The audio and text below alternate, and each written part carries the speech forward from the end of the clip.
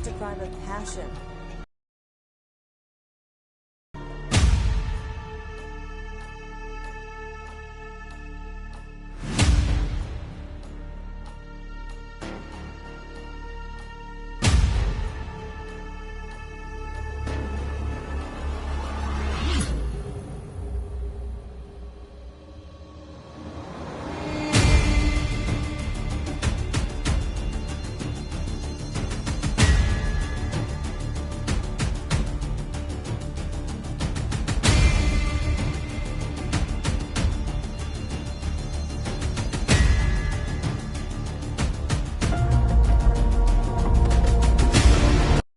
Welcome, investigator. I'm Dr. Eleanor Vaughn, Chief Medical Examiner, and you're about to embark on a journey through evidence, logic, and deduction. 3 cases remain unsolved, and it's up to you to uncover the truth. Each case holds secrets buried beneath lies, deceit, and pain. Choose wisely, because every decision you make will either bring you. Every murder is like the visible tip of an iceberg. The real story lies hidden beneath the details. Elena Marlowe, a journalist's silent scream. The Forest, a witness to secrets and death. Who wanted to silence her?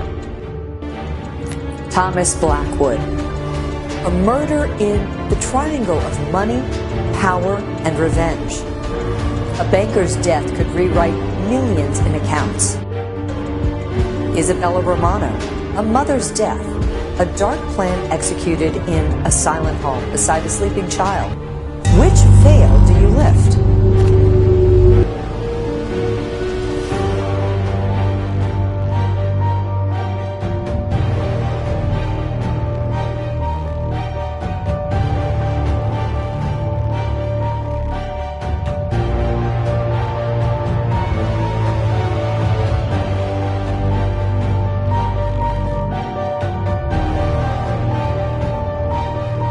Chief Digital Forensics Examiner John Matthews examines images of a suburban home where Isabella Romano was found in her bedroom. The peaceful appearance of the house contrasts sharply with the brutal crime inside. The curtains remain half-drawn, and family photos still hang on the walls, giving no immediate hint of the violence. Victim's 4-year-old daughter was found unharmed in her bedroom. Child Protective Services confirmed she was sleeping through the incident. The child appeared confused, but physically unharmed. Authorities noted no signs of struggle or distress in her room. She was later placed under protective care, pending the investigation. Any access points. Home security system was armed, but not triggered during the estimated time of death. This suggests the perpetrator may have had authorized access or knew the security code. Bedroom shows minimal signs of struggle. Victim's prescription sleep medication found on nightstand, partially empty. The cap is askew, indicating it may have been hastily opened. In the house, everything in the kitchen seems normal. Donuts have been made, everything appears ordinary, but a sudden murder has disrupted the peace. Victim recently filed for divorce. Court documents reveal ongoing bitter custody dispute and significant financial disagreements. Neighbors report seeing victim's estranged husband, Nicholas Romano's car, in the vicinity that evening. Toxicology screening shows elevated levels of sleep medication, inconsistent with normal dosage. Victim's sister, Claire Bennett, possessed spare house keys and was named beneficiary of substantial life insurance policy. Claire had recently visited the victim's house, offering support during the divorce. Investigation reveals the victim's close relationship with her friend and local pharmacist, Ethan Marlowe, who obsessively admired her and personally handled her prescriptions. Marlowe was often seen lingering at the pharmacy, eagerly awaiting her visits. As Chief Medical Examiner, I must say, we're at a crucial juncture in Isabella Romano's case. 3 distinct paths of evidence have emerged. The anomalies in toxicology reports, conflicting family statements, and suspicious security system data all warrant investigation. Which trail should we pursue more thoroughly? Analyze toxicology reports, review family statements, examine home security data.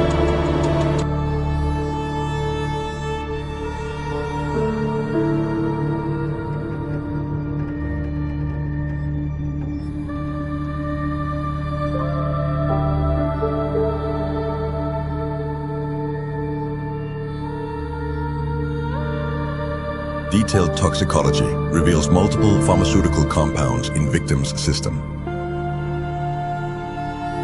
Prescription records show unusual refill patterns. Lab analysis shows medication was tampered with, concentration altered. This suggests Marlowe's pharmacy records revealed discrepancies in inventory. Several prescriptions were listed as filled, yet the medication was unaccounted for. A broken porcelain bowl was found on the kitchen counter. The pieces were scattered irregularly, as if they had been pushed forcefully rather than dropped. Dark stains that appeared to have been wiped were noticed among the fragments. The odd placement of the pieces suggests a struggle may have occurred in the kitchen. Analyses confirmed the presence of human blood on some pieces of the porcelain bowl.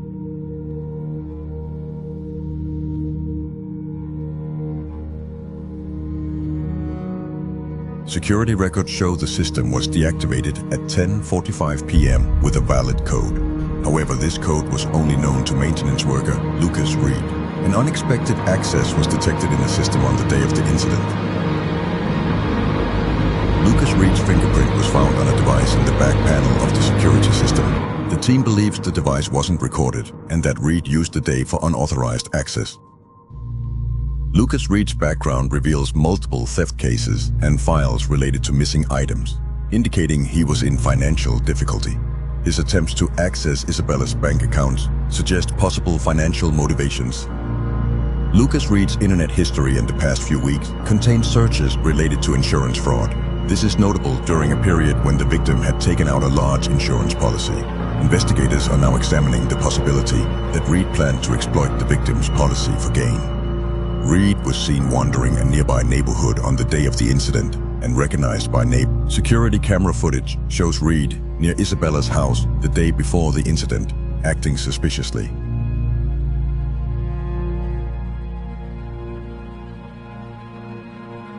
Two separate police teams questioned Nicholas Romano at different times. The first team thoroughly examined the tension in the divorce process and the disputes over child custody. Romano claimed that the situation was stressful, but that it hadn't escalated to violence.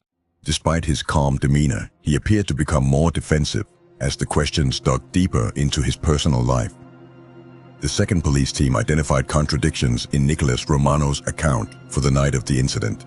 In his first statement, he said he was at home all night, but in his second interrogation, he stated that he went out but couldn't remember the time. This sudden shift in his story raised suspicions, especially since he had initially been adamant about being home. When asked for details about where he had gone, it became difficult for investigators to verify his whereabouts.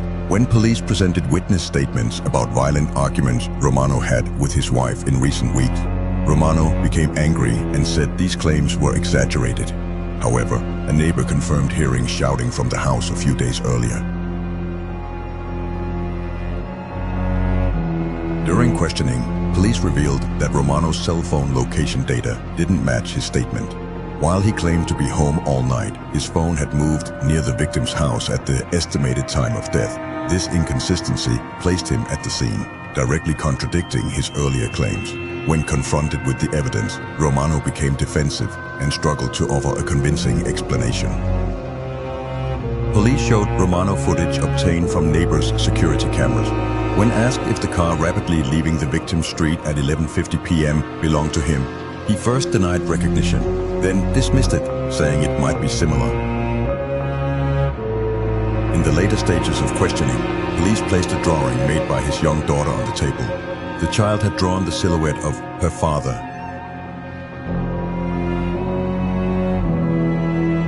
Forensic analysis focused on water droplets around the bathroom sink and broken glass pieces. The suspect may have tried to escape through the bathroom window during the incident. Also, blood stains in the bathroom indicate force during the murder. The debris in the bathroom shows cut marks on the victim's hand, indicating that the attacker continued to harm the victim's body. Even when the attacker was vulnerable, there are signs of a violent struggle on the victim's body recently. In the forensic analysis of the bathroom, no traces of toxic substances were found, but microscopic wounds on the victim's body indicate a planned attack. Additionally, fibers on the rug show the victim screamed before being killed. New evidence examination in the bathroom reveals that the incident was deliberately prepared.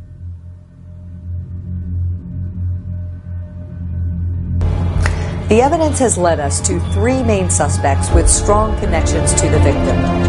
Ethan Marlowe's suspicious medication behavior, Nicholas Romano's inconsistent alibi, and Lucas Reed's history of tampering with the security system. Each paints this tragedy differently. According to our forensic findings, which suspect should we focus on immediately?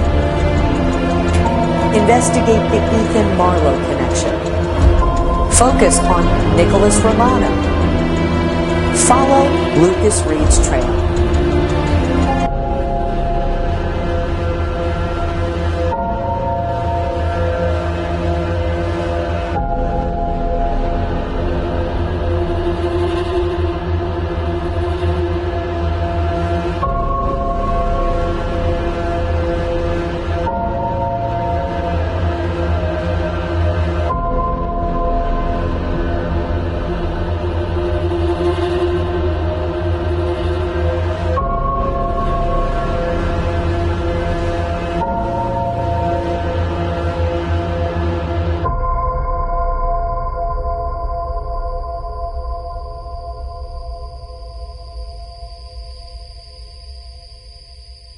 Lucas Reed owed money to local loan sharks and often stole from Isabella's home to cover his debt. After examination, stolen jewelry is found among Reed's belongings.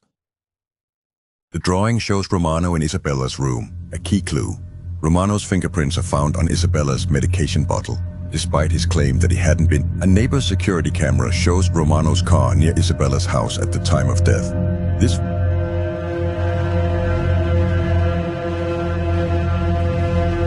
Ethan Marlowe is subjected to intense pressure in the interrogation room. Marlowe's private records reveal he obsessively detailed Isabella's medication schedule and daily activities. During questioning, these records are clearly visible on the table.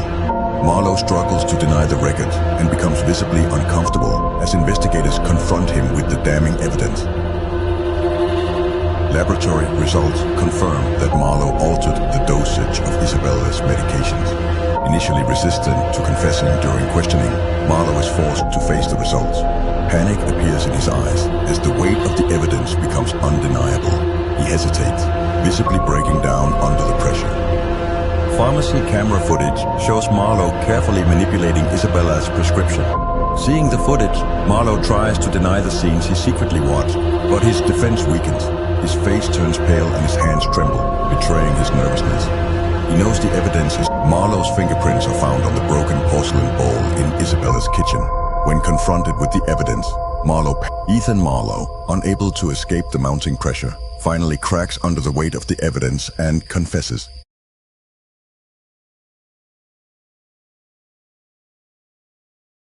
Her. His infatuation had spiraled out of control, clouding his judgment and leading him to a desperate act. Marlowe explains that he had carefully studied her medical history, becoming intimately familiar with her medication regimen.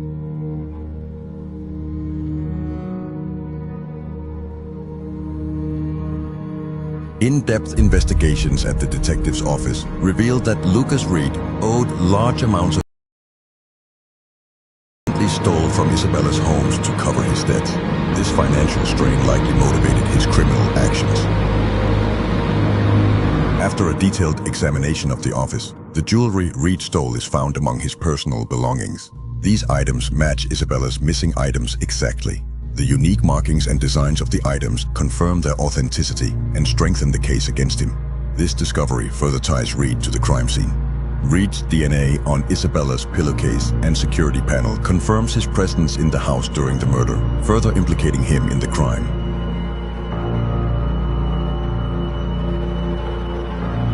Chemical analysis of Reed's equipment finds traces of the drugs that killed Isabella, which are linked to Reed's presence in the house.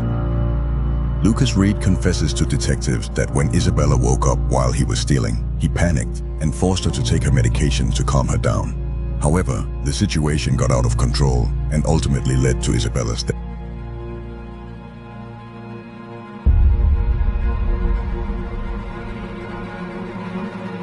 The detective carefully reads the final toxicology report in the office.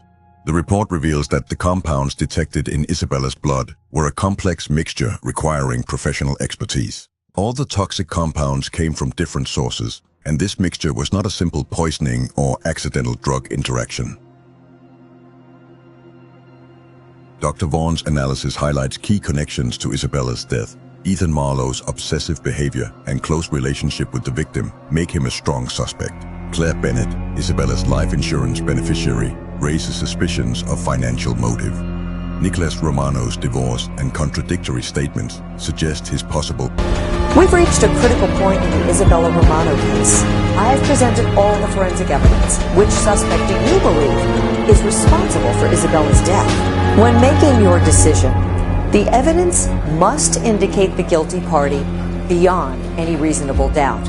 Ethan Marlowe, Nicholas Romano, Lucas Reed.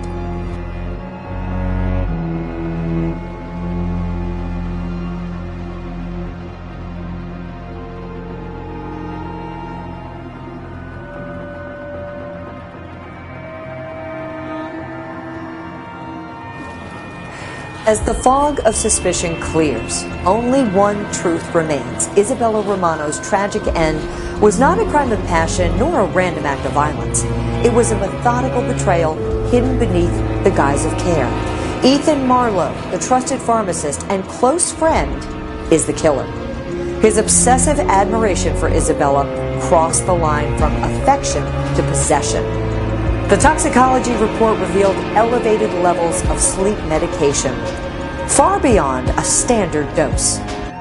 Prescription records exposed a pattern of unauthorized refills, and the altered concentration pointed to deliberate tampering. Ethan's access and knowledge made him the perfect architect of this silent death. His intent was clear: to ensure Isabella never escaped his control, not even in death. But why not Nicholas Romano, the estranged husband? His motives seemed plausible. Financial disputes, custody battles, and witness sightings placed him near the scene.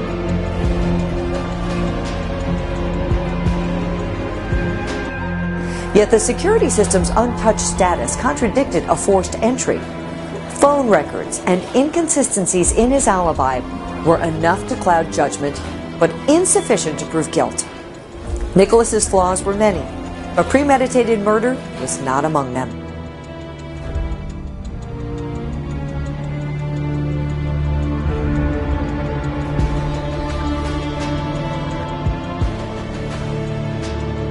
Yet the security system's untouched status contradicted a forced entry. Phone records and inconsistencies in his alibi were enough to cloud judgment, but insufficient to prove guilt. Nicholas's flaws were many, but premeditated murder was not among them.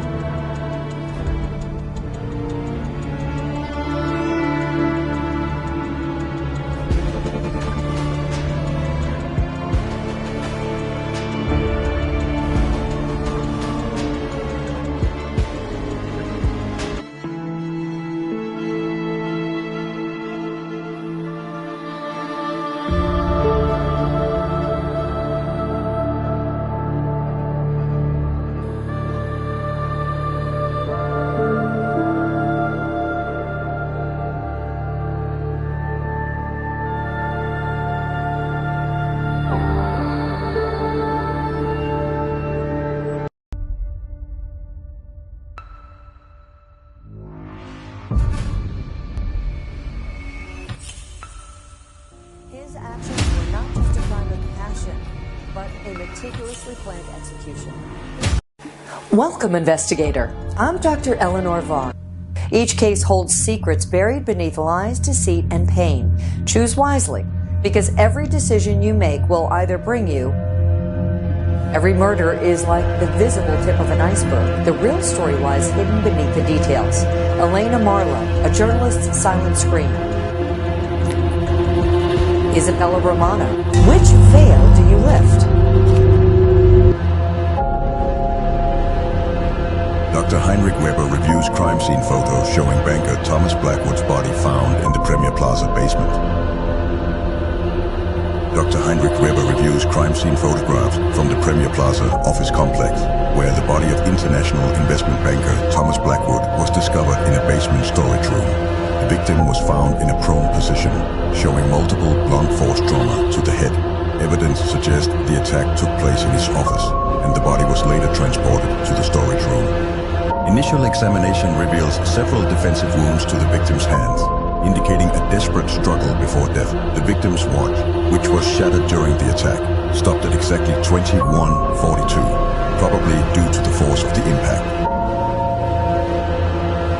The office shows clear signs of a violent struggle, with overturned furniture, shattered glass, and blood spatter patterns, all pointing to multiple impacts. These signs suggest the victim fought back fiercely, trying to defend himself before succumbing to repeated strikes.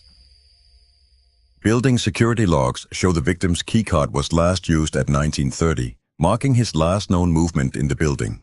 The security cameras on the executive floor were disabled between 21 o'clock and 22:15, creating a window of opportunity for the killer. This suggests the attacker had knowledge of the security system, making it more likely the crime was planned and deliberate. Victim's phone reveals multiple threatening scheme that cost clients millions. The messages, sent by several different contacts, indicate a growing sense of frustration and anger from those affected. Some of the messages hint at a personal vendetta, suggesting the victim had made powerful enemies in the business world. The storage room, which usually requires separate security access, shows clear signs of tampering with the locking system. This tampering suggests that the perpetrator had specific knowledge of the security protocols in place and may have deliberately bypassed them in order to move the victim's body. It also raises questions about whether the killer had inside knowledge. Autopsy reveals death occurred between 21:30 and 22 o'clock. Several employees reported unusual behavior from the victim in the days leading up to his death, including heated arguments and signs of stress. This suggests potential conflict with a colleague or business partner. 3 main suspects have been identified: Lawrence Chen, the head of a rival firm; Maria Delgado, a former client who lost millions of dollars; and Peter Schmidt, a recently fired security chief. Each had a motive that raised questions about their involvement in the murder. Investigators are investigating their possible connections to the crime. As Chief Medical Examiner, I find myself confronted with a fascinating convergence of forensic evidence. The brutality of this crime presents us with distinct investigative pathways, each offering unique insights into the perpetrator's methodology and psychology. Now, choose our primary focus. Review building security logs, technical analysis of access patterns. Examine autopsy findings, detailed forensic pathology. Investigate financial records. Follow the money trail.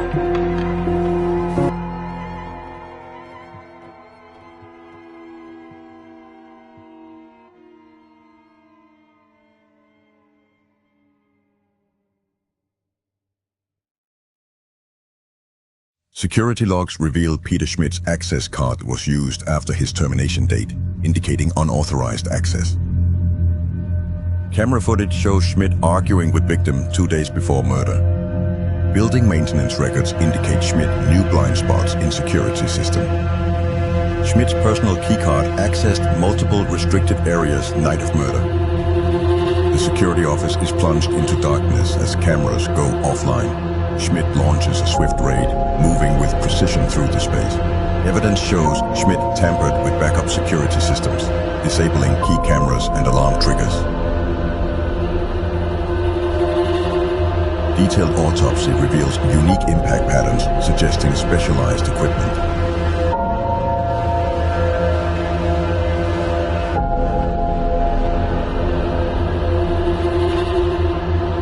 Trace evidence includes high-end carpet fibers from the rival firm's office building, indicating Schmidt may have been at the scene before the murder occurred.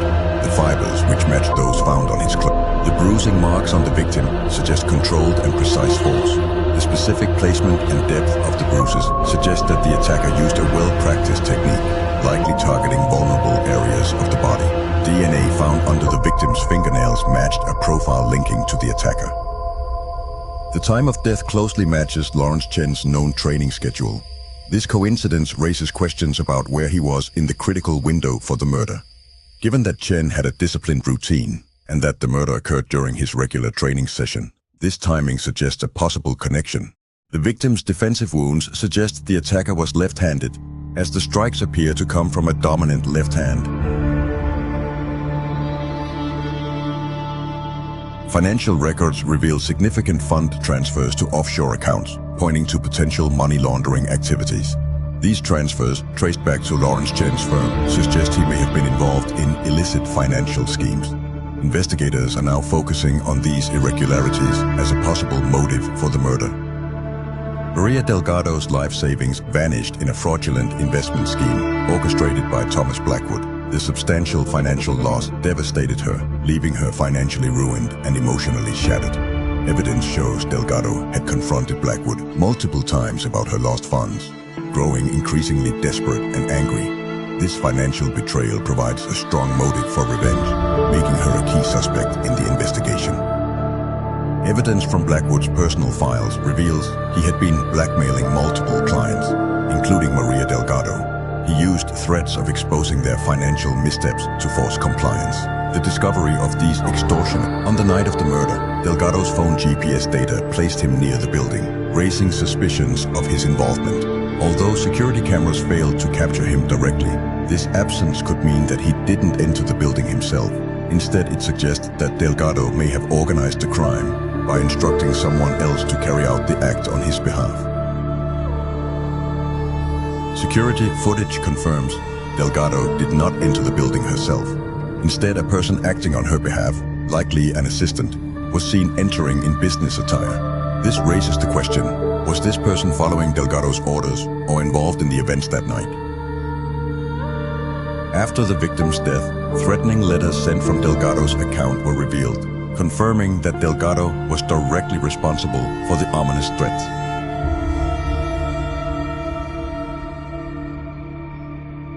Another piece of evidence potentially linked to the killer was the special trophy found in the victim's office. Trace evidence suggests the killer used the service elevator to transport the victim's body, likely to avoid detection by the main security cameras. Surveillance footage from inside the elevator shows signs of a struggle, with the victim's bloodstains on the floor and walls. Partial fingerprints recovered from the trophy base reveal a potential link to the perpetrator, suggesting they may have touched it during or after the crime. When the body was moved to the storage room, most of the drag marks in the elevator were cleaned. Could the building's janitorial staff have been involved in this? Our initial investigation has yielded compelling evidence, colleagues. The forensic narrative is taking shape, but crucial pieces remain elusive. The blood spatter patterns tell a story of rage, yet the precision of the body's relocation suggests methodical planning. Select our final investigative focus. Focus on Peter Schmidt's security access, technical expertise analysis. Investigate Lawrence Chen's connections, physical combat expertise evaluation. Pursue Maria Delgado lead, financial motivation assessment.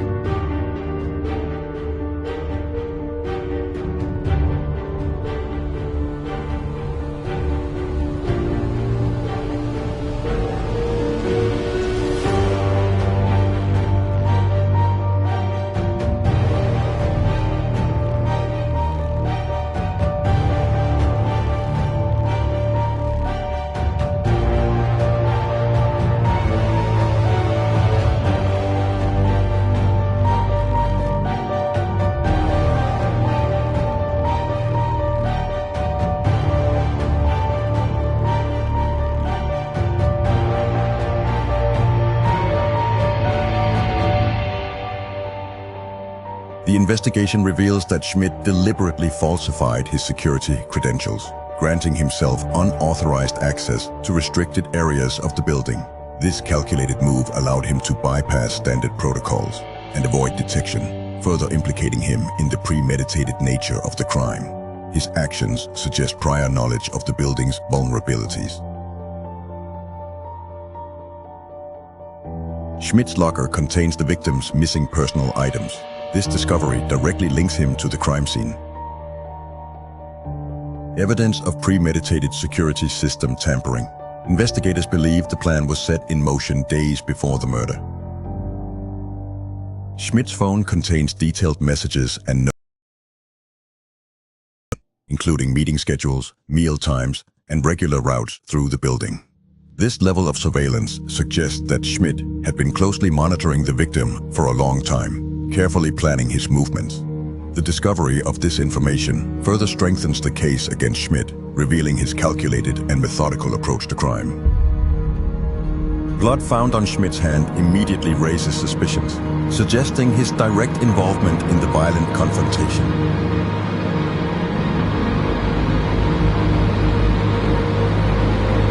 Chen's company files reveal a covert takeover attempt aiming to force Blackwood out of the market.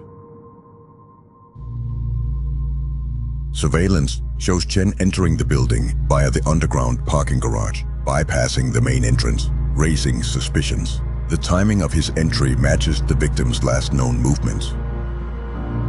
Strong evidence has emerged that Chen deliberately destroyed the victim's business records in an attempt to conceal critical information. Forensic analysis of the data reveals a pattern of deliberate interference, including the deletion of emails, contracts, and financial statements. The destruction of these records appears to have been a calculated move by Chen to protect his own interests.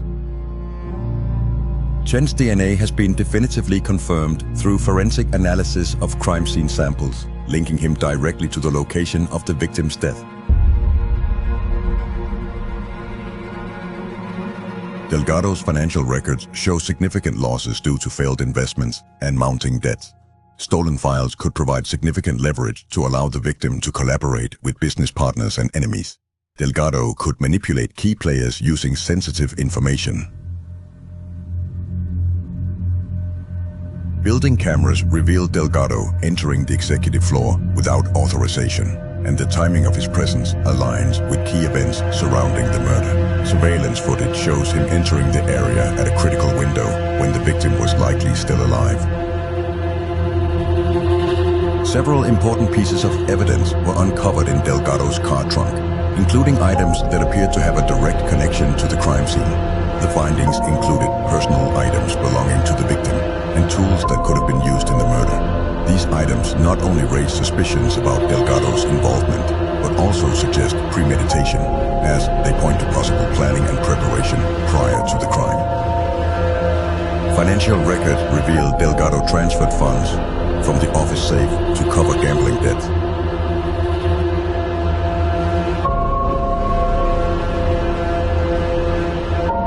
Delgado faces certain prosecution for theft, but Detective Park's suspicions deepen as evidence connects him to the crime scene.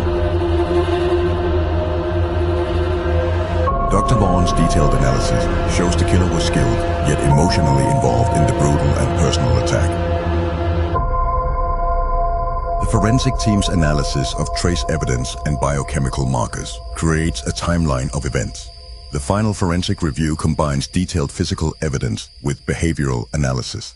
Dr. Vaughn's team will examine the various elements of the crime scene, including wound patterns, to uncover whether the actions of the perpetrator suggest a personal connection to the victim. This connection may reveal motives rooted in emotions or personal grievances, which go beyond the apparent financial or professional factors. Fellow investigator, the Thomas Blackwood case presents us with one of the most intriguing forensic puzzles I've encountered. Our extensive analysis has led us to 3 potential perpetrators, each with compelling evidence both for and against their guilt. The physical evidence tells multiple stories: precise blunt force trauma patterns, sophisticated security breaches, and a complex web of financial motives. But as any experienced forensic investigator knows, the truth often hides in the details we least expect. Key technical observations: blunt force trauma indicating both range and precision, complex security system interference, blood spatter pattern suggesting close-range attack, evidence of premeditated planning, crucial timing of events between 2130 and 2200. Looking at our suspects: Peter Schmidt, former security chief, access, knowledge, and a vendetta. Lawrence Chen, rival executive physical capability and corporate motive. Maria Delgado, defrauded client, financial ruin, and personal vengeance. The evidence before us tells a story, investigator. One of these three.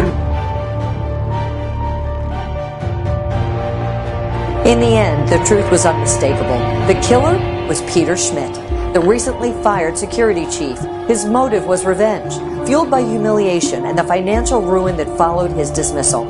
The evidence was there all along. His access card, used after his termination date, the security systems tampered with by someone who knew them intimately, and the surveillance blackout that coincided perfectly with the time of death. Schmidt's knowledge. As for the others, Lawrence Chen may have had a motive, but the timing of his boxing training and the lack of access to security systems ruled him out. The fibers from his office were a misdirection, planted to frame him. Maria Delgado had motive and opportunity, but her whereabouts were confirmed by multiple witnesses. And her threats, though aggressive, in the end, only Schmidt possessed the combination of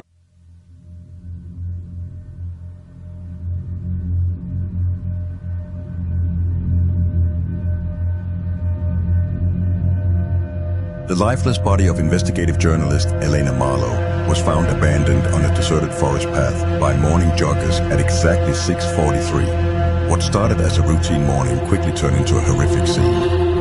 Initial crime scene analysis reveals that the victim suffered multiple stab wounds. The victim's the coroner's officers found phone records analysis, the murder weapon, toxicology, surveillance footage, 3 primary. We have 3 different paths to start our investigation. And the first option is to look into the police intelligence report. A closer examination could reveal how the intelligence report, financial records, police surveillance, partial cell tower data, background check reveals previous assault charges dropped. Enhanced blood spatter, soil samples, fiber analysis, partial fingerprint, DNA analysis, the microscopic bit. Intelligence report, background check review, financial, police surveillance, partial tire track, cell tower data, background check reveals previous assault charges dropped under suspicious circumstances, raising further questions. Elena's notes, draft art, email record, Elena's calendar, voice analysis of. An anonymous tip gives specific details about the knife that matched the wounds, suggesting inside knowledge or possible involvement in the crime. Store records reveal multiple customers recently purchasing similar CCTV footage from the store. Forensic analysis confirms the knife matches Elena's wounds. We've got detailed financial a search warrant, DNA analysis. When confronted with electronic evidence, the police raid the eco-camp to capture Petrov, who tries to escape through hidden paths. Secret camera footage reveals that Petrov had been following the victim for a long time. The police team, a search uncovers Petrov's account of his whereabouts. A hidden weapon is found among the investigation. Jensen's lab, security footage, GPS data, forensic analysis. Dr. Heinrich Weber, forensic expert, an integrated review. the key potential killer.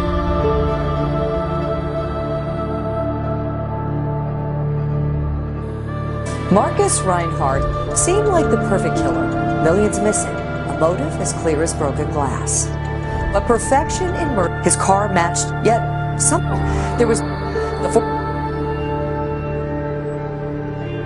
Chief digital, victim, no bedroom, in the house, victim, neighbors, toxicology, victim system, investigate. Which? Detailed prescription, lab analysis, Marlowe's farm, a broken analysis. Detailed Marlowe's farm, a broken analysis. Forensic analysis. In the forensic, new. According to our forensic.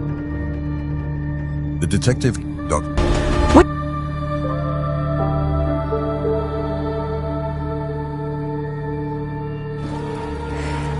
Prescription records exposed, yet the security system's untouched status contradicted a forced entry. Phone records, and in the end, it was Ethan's fixation.